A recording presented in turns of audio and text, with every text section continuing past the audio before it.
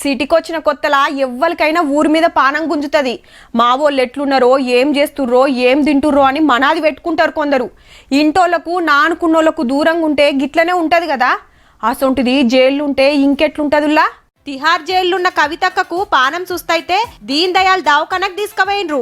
డాక్టర్లు చూసి BP down అయిందని చెప్పిరట. జరసేపటికి ఎప్పట్లెక్క కాగానే మళ్ళా జైలుకు తీసుకుపోయినరు ఆఫీసర్లు. ఢిల్లీ లిక్కర్ స్కామ్ కేసులా అక్క అరెస్ట్ అయి జైలు ఉండబట్టి ఏం దక్కువ 4 నెలలు. ఇటు ఈడీ ఎంక్వైరీ, అటు సిబిఐ ఎంక్వైరీ. చిన్న కోర్టులా పెద్ద కోర్టులా బెయిల్ కోసం పిటిషన్ల మీద పిటిషన్లు వేస్తున్నా ఇంతవరకు రాలే. పానం బాగలేదని, కొడుక్కు పరీక్షలున్నాయని, ఎలక్షన్ల ప్రచారం చేయాలని బెయిల్ కోసం కోర్టుకు ఆళ్లు కొట్టేసుడు. కేజ్రీవాల్ సార్ కన్నా 4 ఒద్దులు నడమంత్రం బెయిల్ వచ్చింది గాని కవితక్కకు అట్లా కూడా రాలేదు.